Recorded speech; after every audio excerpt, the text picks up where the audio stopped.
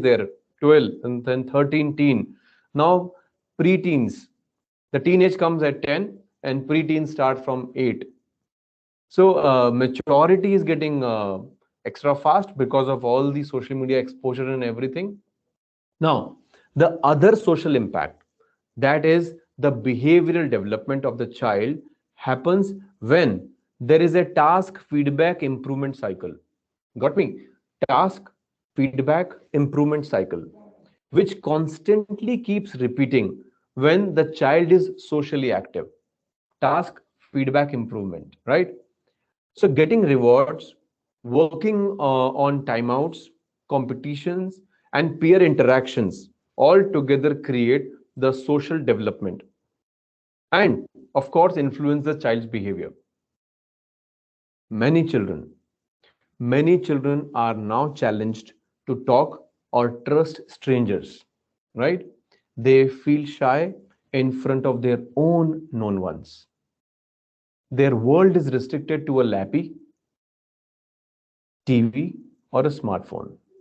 The prolonged hours on gadgets have made some children dull and lazy, while some obese and some frustrated or image conscious. Not to say, but the social world is restricted only to the social media now. There were some extreme cases of depression, suicidal tendencies, hallucinations. They start seeing imaginary buddies and whatever. Many of the children have lost their confidence. They feel lonely or a feeling of unacceptance. But at the same time, I would like to mention that many children took this unconventional time for honing their skills like cooking, baking, mastering music, artistry, or other vocational interest which they were unable to explore due to the schooling routines. So that is definitely every coin has two sides, right? So as we always say and believe that every coin has two sides, so has COVID-19 impacted all of us. Some have turned into a better person, while some ruined it all.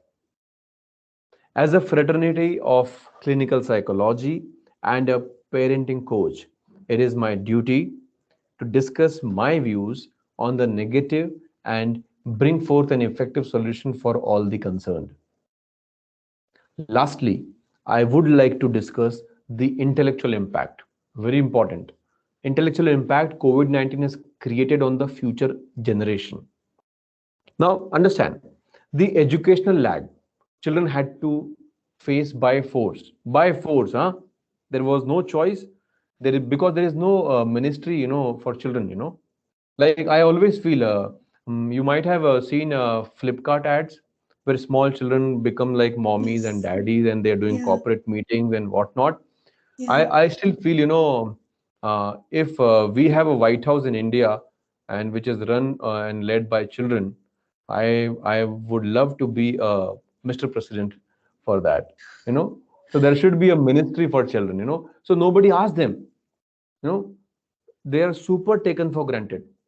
When we meet couples, so couples always say, wife always say, see, we have been married 25 years, we were in love marriage for 12 years, but he doesn't take care of me, he always takes me for granted. So this keeps happening in as a conversation in husband and wife, but actually if we see, we always take children for taken for granted. So the educational lag children had to face by force. So educational lag is not a simple issue, even considering the lower grade kids, small children, pre-primary, primary. So children not only learn academic lessons in school, but they learn many social behaviors, such as sharing, caring, kindness, communicate with people, and how to work with groups, anger management, and more importantly, solutions to fear. So the small lessons they learn in the very early stage of life remain imprinted on their minds forever. So this pandemic almost closed all the physical space learning, which made a huge educational gap and discontinuity in the learning phase of the children. See, Banashri and Swasth Wellbeing audience everywhere, everyone, the world witnessed, and especially India, the maximum number of school dropouts. And not to say, Chalo School Chale Hum mission will suffer a long term impact. 2 years of educational lag in the life of a student is almost like a decade backlog. Decade backlog. You know, uh, when we speak from the child's brain growth point of view, so I always say that a day loss is like a year loss from child's potential's point of view. So just imagine, you know, almost, such a big lag of 2 years. Anyways, so many a young minds turned into unethical hacking, cybercrime, cyberbullying, cyber stalking, and whatnot. Although online education came as a boon, but only for the private sector of the society, which is not even 20% in India, right? So the school dropouts during the COVID times are irreversible now. Also, not to mention, but there were high number of cases on child abuse.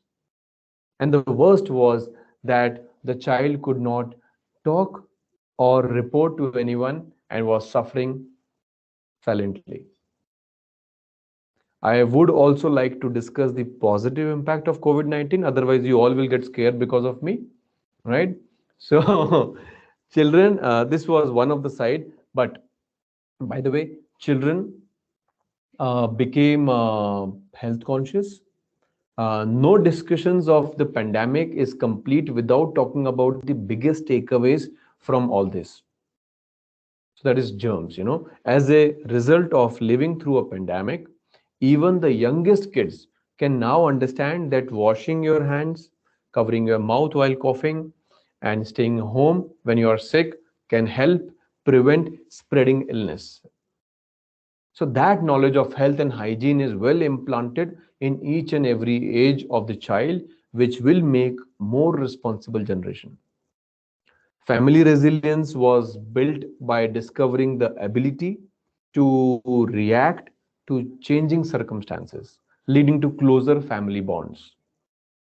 Children typically involve themselves in various activities, hobbies, and life skills, ranging from taking initiatives at home to learning new skills, coordinating online learning to being tech savvy.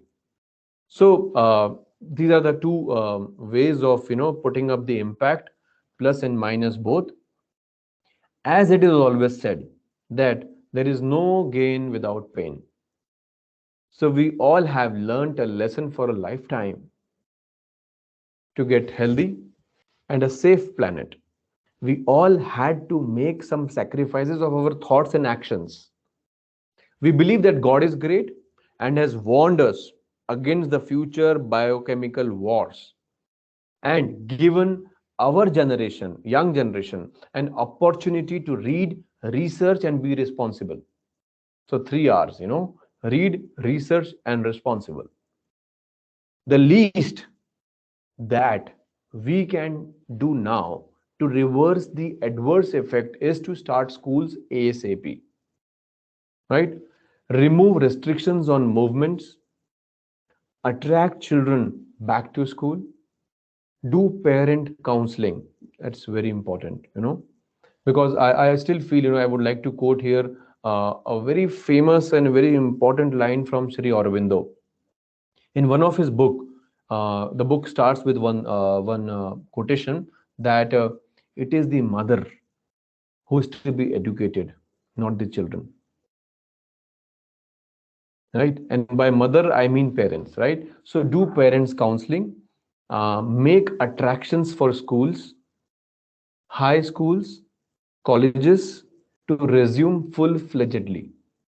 Let children have more ways to communicate, have quality circles, and encourage socializing.